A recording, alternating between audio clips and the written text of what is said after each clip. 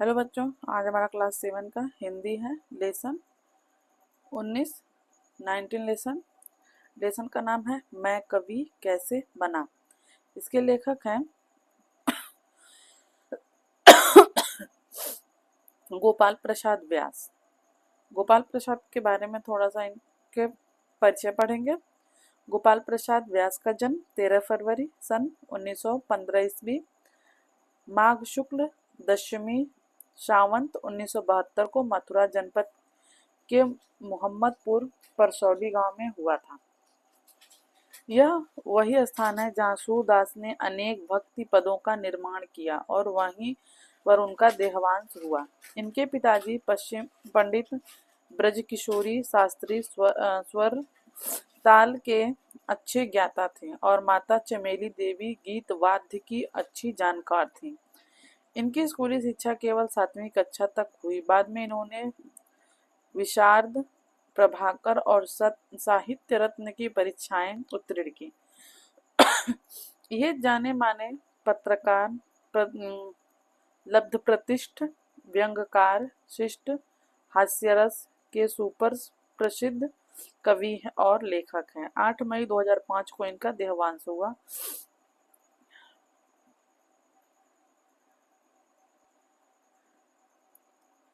प्रस्तुत आत्मकथा में गोपाल प्रसाद व्यास ने अपने बचपन में कवि बनने की लालसा का प्रस्तुतिकरण बड़े ही रोचक ढंग से किया है। बाल गोपाल दास ने अपनी गलती को अपने कक्षाध्यापक के सामने स्वीकार कर उसका निकारण पूछा। अध्यापक ने उसे तुकांत शब्दों के माध्यम से कविता बनाने का पहला गुर सिखा दिया। इस कविता में कवि ने अपने बारे में लिखा है। कोई सन 1924 के आसपास की बात है। मैं मथुरा के अग्रवाल विद्यालय में शायद तीसरे दर्जे में पढ़ा करता था। वह भारत का जागरण काल था। समाज सुधारक और राष्ट्रीयता दोनों ही अपने पूर्ण यौवन पर थे। शिक्षा संस्थाओं पर भी इनकी गहरी छाप थी। हमारे विद्यालय में भी लगभग प्रति सप्ताह कोई न कोई उत्सव आयोजन होता ही रहता था। मुझे भी इन अवसरों पर उजले उजले कपड़े पहनकर आगे बैठने में बड़ा आनंद आता था।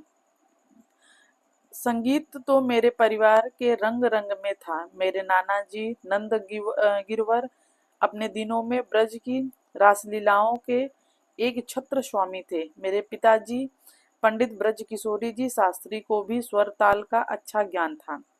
मेरी जीजी माँ के बिना तो हमारे गली मोहल्ले के स्त्रियों का कोई गीत वाद्य जमता ही ना था। मैं अपने माता पिता की अकेली संतान था, इसीलिए उनकी अन्य सब चीजों के साथ संगीत भी मुझे विरासत में मिला था। इसी बपौती के कारण मैं अपने संगीत के घंटे का मॉनिटर बनता था और गणेश चतुर्थी के अवसर पर जब हमारे नगर में विद्यालय की गाती बजाती शोभा यात्रा निकलती थी तो मैं उसका बनचटा बनाया जाता था। लेकिन मेरा यह संगीत ज्ञान मुझे विद्यालय के सभा समारोह में कोई महत्ता नहीं दिला सका। मुझे किसी समारोह में संगीत सुनने के लिए आमंत्रित नहीं किया गया। यह मेरे साथ सरासर अन्याय था और जहां तक याद पड़ता है जानबूझकर तो मैंने अन्याय को बचपन से ही सहन नहीं किया। तभी मैंने देखा कि लोगों के मन में संगीत के से अधिक कविता की कदर है। मैंने पाया कि मेरे साथी लड़कों को संगीत सुनने के लिए तो नहीं पर कविताएं सुनने के लिए बड़े चाव से आमंत्रित किया जाता है। फिर यह भी देखा कि अच्छे बुरे की आदर अनादर की सूचना तालियों द्वारा ही प्रकट होती है। मैंने देखा कि साथी लड़कों का संगीत सुनने के बाद तालियों की तड़तड़ाहट बड़ी छिड़ होती है और उसमें भी लड़के नहीं अध्यापक ही थोड़ा रस लेते हैं। मगर कविता के बाद जिस तरह तालियों के खाली बादल गरजते थे उन्हें देखकर मेरे मन में भी कविताएं सुनने की लालसा उत्पन्न होने लगी। मथुरा में जब ब्रज भाषा के सुपर प्रसिद्ध सुप्रसिद्ध कवि श्री नवनीत चतुर्वेदी जीवित थे। उनकी वही अच्छी शिष्य मंडली थी। इन शिष्यों को ब्रजभाषा के अनेक चुटीले कवित्त श्रव्य कंठस्थ होते थे। बसंतोत्सव के फूलडोलों, सावन के हिंडोलों और श्री कृष्ण जन्माष्टमी के अवसर पर जगह जगह इनके पढ़ंत दंगल जुटा करते थे, जिनमें दूर दूर के कवि सवै पढ़ने वाले मथुरा आया करते थे और हार जीत की बाजी लगा करती थी।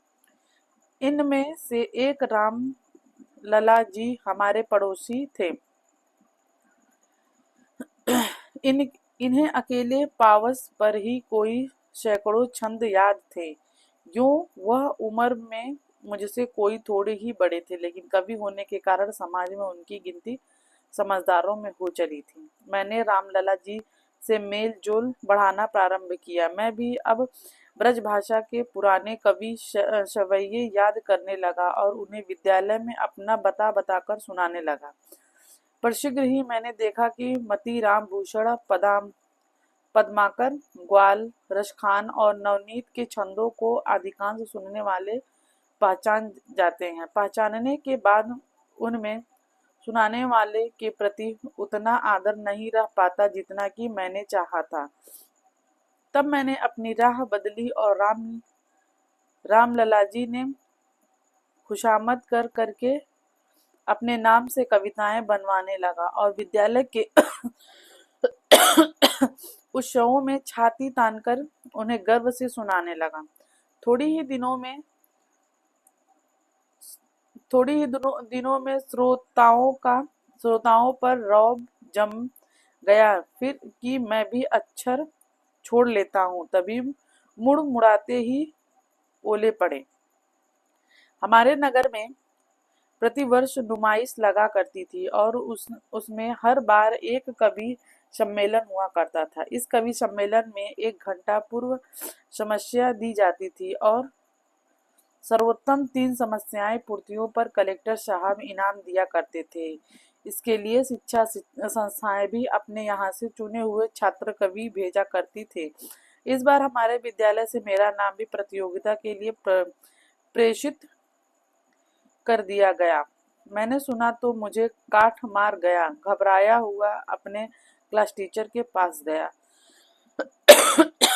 मेरे क्लास टीचर श्री कामेश्वर नाथ जी थे। वे पक्के आर्य समाजी थे। मेरे पिताजी के मित्र थे। मुझ पर भी बड़ा स्नेह रखते थे। मुझ जैसे शरारती को चुपचाप खिसियाया हुआ सांप देखकर वह बोले, भुसुर जी क्या बात है? मैं धरती की ओर देखता रहा। उन्होंने समझा कि किसी से पीटकर या किसी को पीटकर आया है। जरा सुखाई से पूछा, बताओ क्या बात है? मेरे मुंह से फिर भी कोई बोल नहीं निकला, लेकिन मेरी आंखों की आर्द्रता और मुंह की बेबसी ने उनकी रुखाई को ठंडा कर दिया। उन्होंने अनुभव किया कि कोई गंभीर बात है। मेरी पीठ पर हाथ रखकर पुचकारते हुए बोले, बोलो बेटे क्या बात है? मैं लगभग हकलाते हुए कहा, आपने नुमाइश में मेरा नाम भिजवाया है? उन्हें हंसी आ गई। कहने लगे, हाँ तो क्या हुआ? शाम को ठीक समय पर पंडाल में पहुंच जाना, मैं भी वहीं मिलूंगा। शब्द आते आते मेरे गले में अटक गए। वह कहने लगे, झिझक तो शुरू शुरू में होती ही है, पर नालायक तूने झिझकना कब से सीख लिया? इस समय सोचता रहा कि कैसे कहूँ कि ना कहूँ। अंत में साहस करके मैंने कह ही दिया कि जी, मैं जो कविताएं सुनाया करता हूँ वे तो सब पराई होती हैं। कोई और अवसर होता तो मास्टर जी मैं मलते मलते मेरे कान सुर्ख कर दिए होते, लेकिन भगवान की कृपा से इस बार उन्होंने वैसा कुछ नहीं किया। मुस्कुराकर बोले, धत तेरे की, अब क्या हो? हमने तो विद्यालय के अकेले तुम्हारा ही नाम भेजा है। तुम्हारे न जाने से बड़ी बदनामी होगी। मैं इसका क्या जवाब देता? वह भी कुछ देर सोचते रहे, फिर एकाएक मेरा भविष्य जैसे उनकी आंखों में चमक गया हो।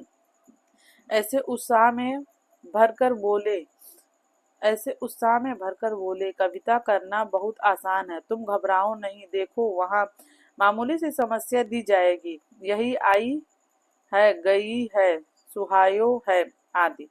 तुम ऐसा करना कि जो भी समस्या तुम्हें दी जाए पहले उसकी चार चार तुके जमा लेना। उदाहरण के लिए अगर आई है समस्या दी जाए तो पहले छाई है, भाई है, एक और लिख लेना।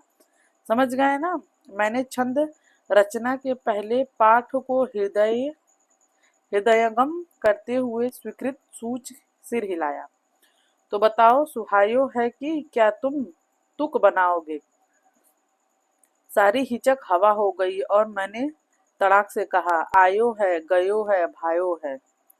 शाबाश, बस एक काम और करना। वह कहने लगे, देखो, एक कविता में 4 पंक्तियां होती हैं और हर पंक्ति में 31 अक्षर होते हैं और अंत के अक्षरों में वही तुक्के रख देना, बेटे कविता बन जाएगी।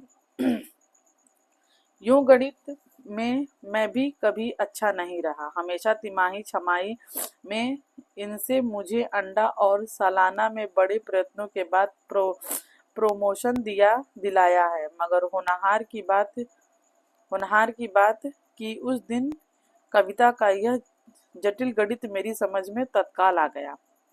मुझे आज भी याद है कि उस दिन जब नुमाइश में कविता की परीक्षा देने के लिए मैं पहल पहुंचा तो मेरे मन में कोई दुविधा या संकोच नहीं था। यद्यपि आगत कविजनों में मैं सबसे छोटा था, केवल 11 वर्ष का, मगर सच कहता हूँ कि मैंने उस दिन सबको अपने से छोटा अनुभव किया था, क्योंकि मैंने समझ लिया था कि कविता का जो गुरु मैंने अभी अभी आज दोपहर को प्राप्त किया है वह इनमें से किसी के पास नहीं है। समस्या दी गई, कर्ज को करबो को और मरबो बराबर है। मैंने फौरन बराबर शब्द को पकड़ा और फुल स्केप साइज के कागज की दाहिनी तरफ एक के नीचे एक लिखना शुरू किया।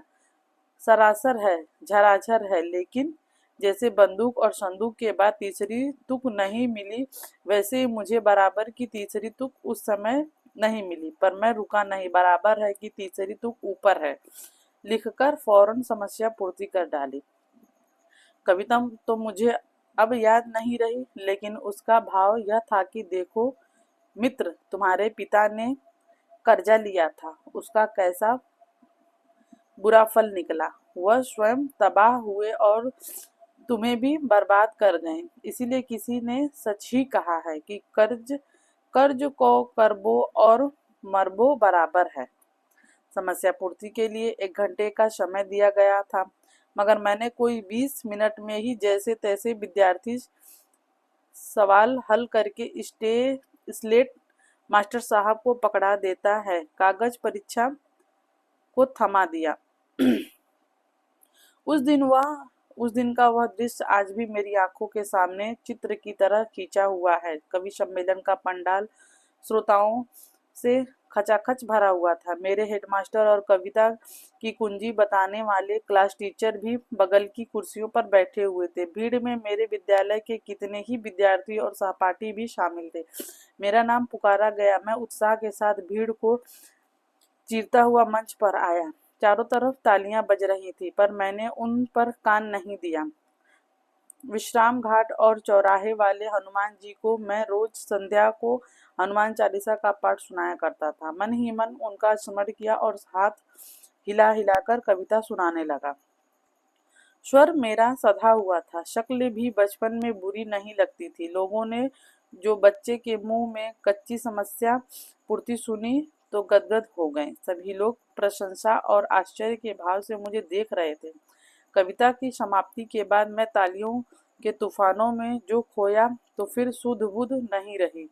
मेरी सांस फूलने लगी, पसीना आ गया। शायद और अधिक देर होती तो मैं लड़खड़ाकर मंच पर ही बैठ जाता कि तभी हमारे विद्यालय के हेडमास्टर जी श्री मुकुट बिहारी लाल जी लपके हुए मंच पर आए और उन्होंने दौड़कर मुझे गोद में उठा लिए।